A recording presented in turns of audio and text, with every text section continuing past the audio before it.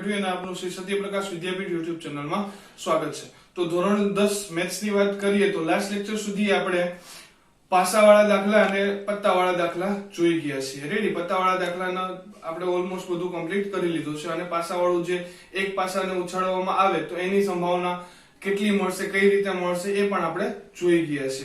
તો આજના લેક્ચર માટે આપણે જોવાનું છે કે જ્યારે બે પાસાને એક સાથે ઉછાળવામાં આવે તો એની કેટલી ઘટનાઓ મળશે અને એમાંથી કેવા કેવા પ્રકારની સંભાવનાઓ પૂછાય છે એ રેડી। તો આ લેક્ચર થોડોક આઈએમપી રહેશે રેડી। તો ખાસ કરીને જ્યારે તમે બે પાસાને એક સાથે ઉછાળતા હોય તો એમાં ટોટલ 36 સંભાવનાઓ મળશે, કુલ ઘટનાઓ 36 મળશે। કેટલી મળશે? 36। કઈ રીતે જોઈએ ચલો। ફોર એક્ઝામ્પલ, મારી પાસે બે પાસા છે તો હું એક પાસાને ઉછાળું છું તો એકમાં એક આવે છે રેડી, બીજામાં કોઈ પણ સંખ્યા આવી શકે, એક આવી શકે, બે આવી શકે, ત્રણ આવી શકે, ચાર આવી શકે, પાંચ આવી શકે, છ આવી શકે। તો એ જ રીતે એવું જરૂરી થોડું છે કે અહીંયા એક આવે છે પેલા પાસામાં તો એને બદલે બે પણ આવી શકે, ત્રણ પણ આવી શકે, પાંચ પણ આવી શકે, છ પણ આવી શકે, ચાર પણ આવી શકે। તો એ રીતે તમે જ્યારે પાસો ઉછાળો છો તો એમાં કોઈ પણ ઘટના આવી શકે રેડી। તો પેલા પાસામાં કેટલી સંખ્યા પડે છે, બીજા પાસામાં કેટલી સંખ્યા પડે છે એ ડાયરેક્ટ આપણે કહી શકીએ નહીં। તો એની માટે આપણે શું કરવું પડે તો કે એની માટે આપણે જોવું પડે કે પેલા પાસાની અંદર 1 થી 6 સંખ્યા આવવાની શક્યતાઓ છે, પેલા પાસાની અંદર અને બીજા પાસાની અંદર 1 થી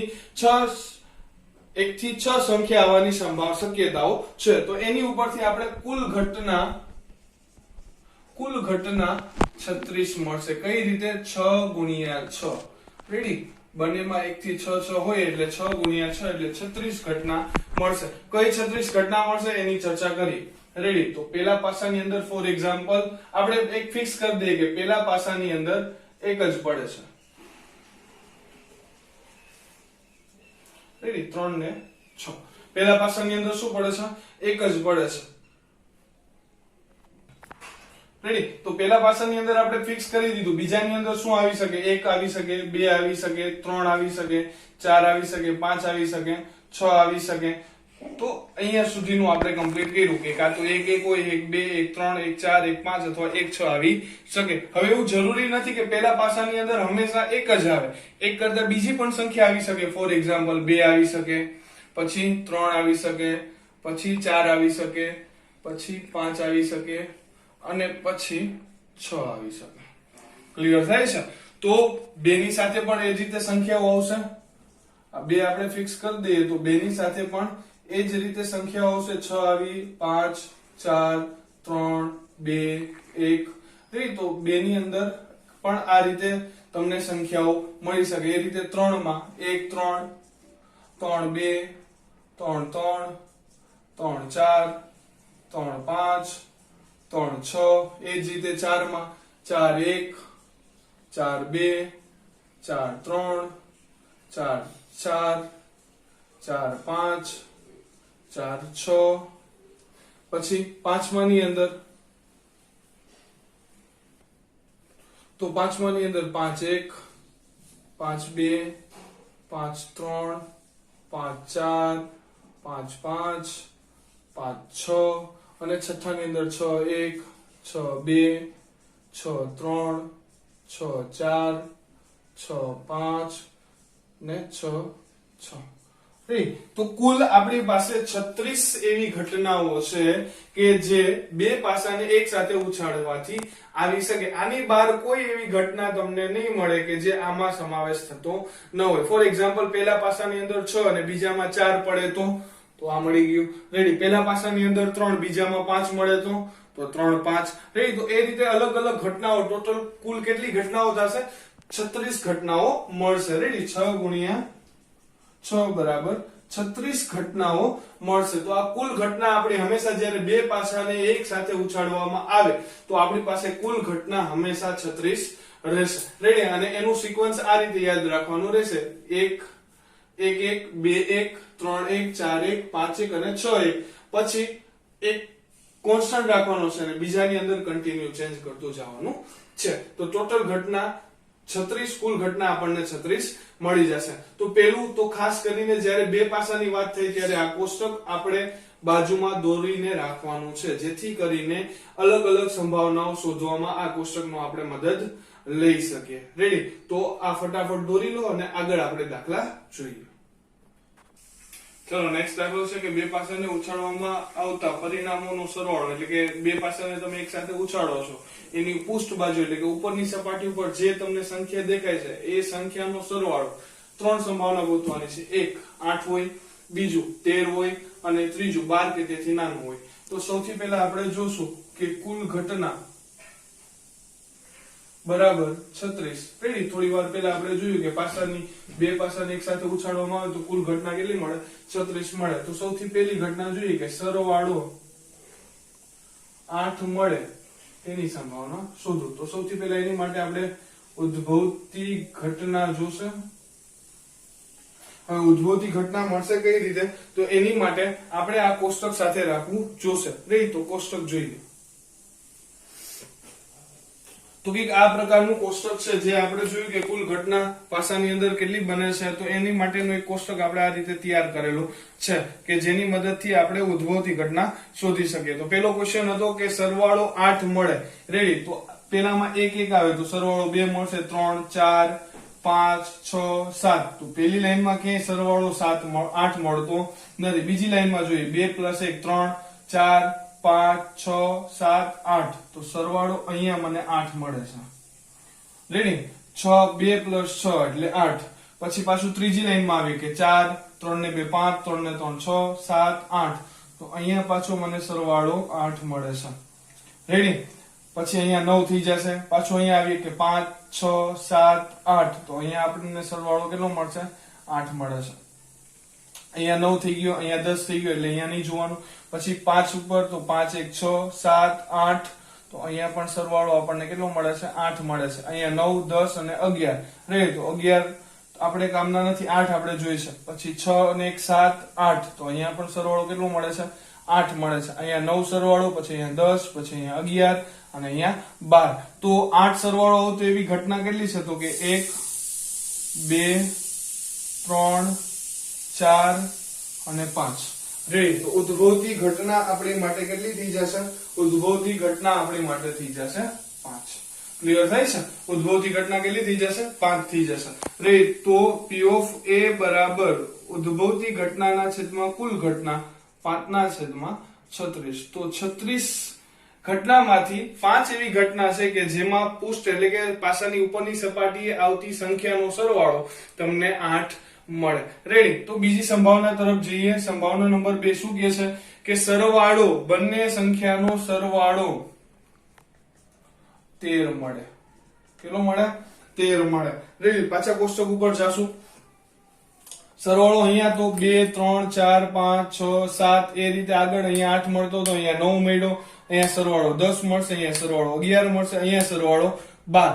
રેડી? ઉપર સરવાળો કેટલો છે? અહીંયા 7 છે, અહીંયા 12 છે, તો 13. આખા કોષ્ટકની અંદર કોઈ પણ જગ્યાએ આપણને સરવાળો 13 મળશે નહીં. મેક્સિમમ સરવાળો આપણને કેટલો મળશે? 12 મળશે. રેડી? તો 13 સરવાળો શક્ય છે નહીં. રેડી? તો આ ઘટના શક્ય નથી. કેવી ઘટના છે? અચોક્કસ ઘટના છે. તેથી આની સંભાવના કેટલી મળશે? 0 મળશે. ક્લિયર થાય છે? સંભાવના કેટલી મળશે? 0 મળશે. હવે ત્રીજું જોઈએ. ત્રીજું શું કહે છે કે ત્રીજાની અંદર કહે છે કે 12 કે તેથી નાનું. રેડી? ત્રીજી સંભાવના 12 કે તેથી નાનો, એટલે કે 12 હોય તોય ચાલે અને એનાથી નાની કોઈ પણ સંખ્યા હોય તો સરવાળો કોઈ પણ સંખ્યાનો સરવાળો 12 અથવા તેથી નાનો આવે તો એ સંખ્યા બધી ચાલશે. કોષ્ટકની અંદર જોઈએ તો અહીંયા સરવાળો મળે છે 2 તો એ ચાલશે. 3 4 5 6 7 8 9 10 11 અને અહીંયા 12. રેડી? તો આખું કોષ્ટક આપણે જોયું તો આખા કોષ્ટકની અંદર બધી સંખ્યાનો સરવાળો કેટલો? 12 કરતા નાનો જ છે. એકમાં 12 મળે છે, બાકી બધી સંખ્યામાં 12 કરતા સરવાળો કેટલો છે? નાનો છે. તો ઉદ્ભવતી ઘટના કેટલી થઈ? ઉદ્ભવતી ઘટના કેટલી થઈ 36 કારણ કે બધા સ્ટેપ ની અંદર બધી જગ્યાએ કોઈ પણ સંખ્યા લઈ લો 4 ને 3 7 4 ને 4 8 5 ને 5 10 5 ને 6 11 6 ને 6 12 તો કોઈ પણ ઘટના લઈ લો બધી જગ્યાએ સરવાળો કાં તો 12 મળશે ને કાં 12 કરતા નાનો મળશે તો ઉદ્ભવતી ઘટના 36 તો P of C બરાબર m ના છેદમાં n એટલે કે ઉદ્ભવતી ઘટના 36 કુલ ઘટના પણ 36 તો આન્સર 1 ઉદ્ભવતી ઘટના પણ 36 અને કુલ ઘટના પણ 36 તો આ ચોક્કસ ઘટના પણ કહી શકાય એટલે કે આનો સંભાવના હંમેશા તમને કેટલી મળશે 1 મળશે તો કંઈક આ રીતના બે પાસાવાળા દાખલા પૂછાતા હોય છે રેડી આવા દાખલા આપણે આગળ જોવાના છે નેક્સ્ટ દાખલા તરફ જઈશું ચલો તો બે પાસાને ઉછાળવામાં આવતા પરિણામોનો 6 ઘટના શોધવાની કીધી છે પેલું કે સરવાળો 4 અને 8 ની વચ્ચે મળે બીજું પાસા પર સમાન અંક મળે ત્રીજું સરવાળો 7 મળે ચોથું સરવાળો 11 મળે પાંચમું સરવાળો 10 થી વધુ મળે અને છઠ્ઠું કે સરવાળો 2 થી ઓછો મળે ટોટલ 6 ઘટનાઓ આપણે શોધવાની છે તો કુલ ઘટનાથી શરૂઆત કરી કે કુલ ઘટના બરાબર 36 એમાંની પહેલી ઘટના કુલ ઘટના અને હવે પહેલી ઘટના જોઈએ કે સરવાળો 4 અને 8 વચ્ચે 4 અને 8 વચ્ચે એટલે કે સરવાળો 5 થતો હશે તો હાલશે 6 થતો હશે તો ચાલશે અને 7 થતો હશે તો ચાલશે કયા કયા સરવાળા ચાલશે 5 6 અને 7 આ ત્રણ સરવાળા થશે તો ચાલશે ચલો તો કોષ્ટક ઉપર જઈએ રેડી તો અહીંયાથી શરૂઆત કરીએ સરવાળો 2 3 4 સરવાળો અહીંયા કેટલો થાય છે 5 આ 6 આ 7 આ ત્રણેય ચાલશે 5 6 7 પછી અહીંયા આવીએ તો 4 આ 5 હાલશે 6 હાલશે 7 હાલશે એટલે 8 નહીં હાલે પછી અહીંયા પણ 5 6 7 8 9 નહીં ચાલે પછી અહીંયા પણ 5 6 7 8 9 10 નહીં ચાલે પછી અહીંયા 6 છે 5 નહીં મળે 6 7 રેડી 8 9 10 11 નહીં ચાલે પછી અહીંયા 7 અને 8 સોરી 7 એક જ ચાલશે 8 પણ નહીં ચાલે કારણ કે આપણે 5 6 7 જોઈશું રેડી તો આટલા સરવાળા મેળા તો આપણે ઉદ્ભવતી ઘટના ગણી લઈએ 1 2 3 4 5 6 7 8 9 10 11 12 13 14 ને 15 રેડી ટોટલ આપણી પાસે કેટલી ઘટનાઓ થઈ 15 ઘટનાઓ થઈ કે જેની અંદર ઉદ્ભવતી 15 ઘટનાઓ થઈ કે જેની અંદર સરવાળો 4 અને 8 ની વચ્ચે હોય 1 2 3 4 5 6 7 8 9 10 11 12 13 14 અને 15 ઘટનાઓ એવી થઈ કે જેની અંદર આપણને સરવાળો 4 અને 8 ની વચ્ચે મળે તો ઉદ્ભવતી ઘટના બરાબર 15 રેડી તો સંભાવના મેળવવી હોય તો P of A બરાબર ઉદ્ભવતી ઘટનાના છેદમાં કુલ ઘટના 15 ના છેદમાં 36 15 ના છેદમાં 36 એટલે ભાગ પડશે 5 તેરી 15 12 તેરી 36 5 5 સોરી 3 3 કેન્સલ એટલે 5 ના છેદમાં 12 તો 4 અને 8 ની વચ્ચે આવતી સંખ્યાઓનો સરવાળો 4 અને 8 ની વચ્ચે આવતા સરવાળોનો સંભાવના 5 ના છેદમાં 12 મળે છે રેડી તો નેક્સ્ટ તરફ જઈશું આપણે રેડી બીજું આપણું શું છે પાસા પર સમાન અંક આવે પાસા પર સમાન અંક આવે રેડી તો ઉદ્ભવતી ઘટના જોઈએ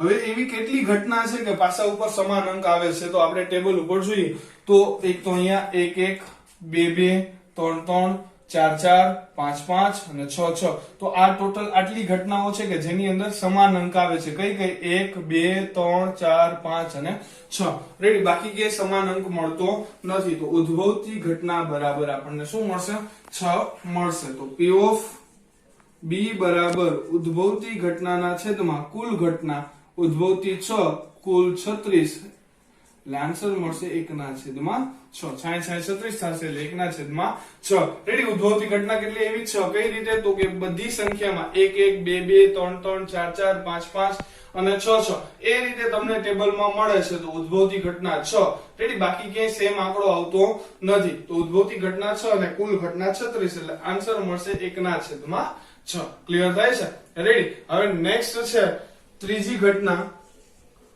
સરવાળો 7 મળે. રેડી? બે અંકોનો સરવાળો 7 મળે એની સંભાવના શોધવાની છે. તો સરવાળો 7 મળે તો આપણે ટેબલ ઉપર જોઈએ.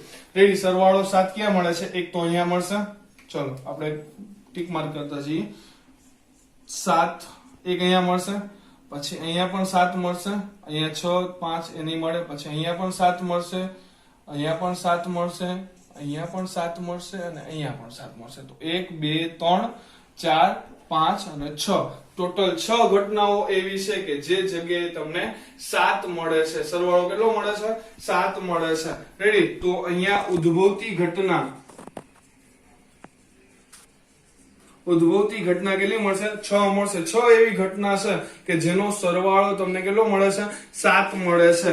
તો P of C બરાબર ઉદ્ભવતી ઘટનાના છેદમાં કુલ ઘટના એટલે કે 6 ના છેદમાં 36 બરાબર 1 ના છેદમાં 6. તો એવી 1 ના છેદમાં 6 સંભાવના છે કે જેમાં સરવાળો તમને 7 મળતો હોય. ક્લિયર થાય છે? રેડી? તો નેક્સ્ટ જોઈએ. નેક્સ્ટ શું છે કે સરવાળો 11 મળે. સરવાળો 11 મળે. હવે એની સંભાવના આપણે જોવાની છે. તો ટેબલ ઉપર આવીએ. અહીંયા 2 થી લઈ અને અહીંયા 7 મળે છે, 3 થી લઈને 8 મળે છે, 4 થી લઈ અને 9 મળે છે, 5 થી લઈ 10. તો અહીંયા સુધી ક્યાંય આપણને 11 મળતા નથી. અહીંયા 6 7 8 9 10 11. તો અહીંયા એક જગ્યાએ આપણને 11 મળે છે. પછી 7 8 9 10 11. અહીંયા પણ આપણને કેટલા મળે છે? 11 મળે છે. તો ઉદ્ભવતી ઘટના કેટલી થશે? ઉદ્ભવતી ઘટના 2 થશે. રેડી? 5 6 અને 6 5. તો ઉદ્ભવતી ઘટના 2 થશે. તો P of D બરાબર ઉદ્ભવતી ઘટનાના છેદમાં કુલ ઘટના 2 ના છેદમાં 36 બરાબર 18 દુ 36 એટલે 1 ના છેદમાં 18. રેડી? તો સરવાળો 11 સરવાળો મળવાની સંભાવના આપણને કેટલી મળશે? 1 ના છેદમાં 18 મળે છે. કારણ કે કોષ્ટકની અંદર આપણે જોયું કે બે એવી ઘટના છે કે જે જગ્યાએ સરવાળો આપણને 11 મળે છે.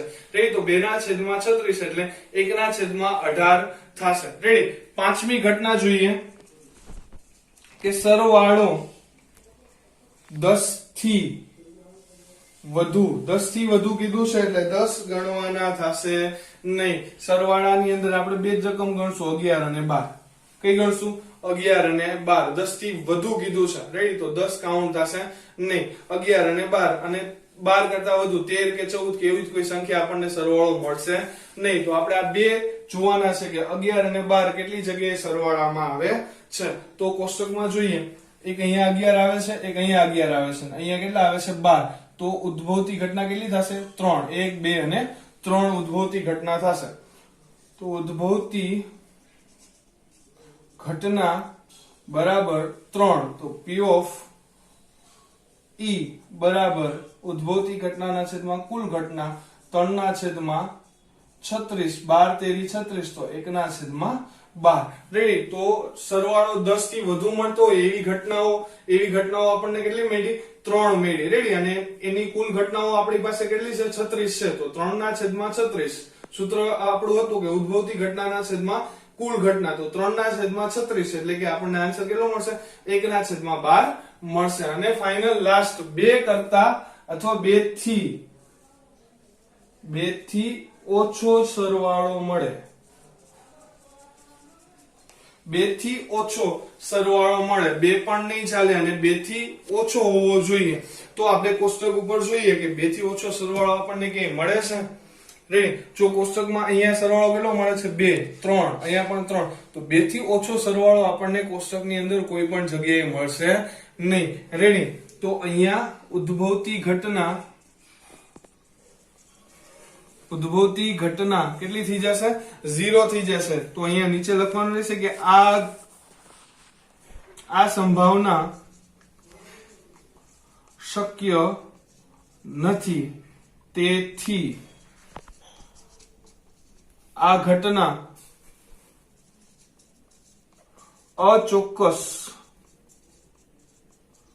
અચોક્કસ થશે અને સંભાવના 0 મળશે. એક અહીંયા ચેન્જ કરી નાખજો. આ સંભાવનાની આ ઘટના